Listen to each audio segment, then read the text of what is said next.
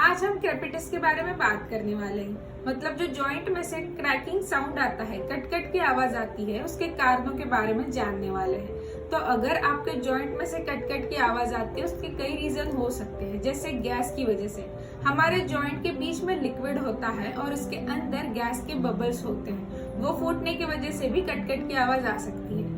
वैसे ही कुछ बीमारियां जैसे ऑस्टियोआर्थराइटिस, यूरिक एसिड का बढ़ना, हाइपरयूरिसीमिया भी कहा जाता है उसे, कैल्शियम डेफिशिएंसी, विटामिन डी की डेफिशिएंसी, इस वजह से भी कट कट की आवाज आती है। तो अगर आपके जॉइंट में से कट कट की आवाज आ रही है तो अपने डॉक्टर से कंसल्ट जरूर करें।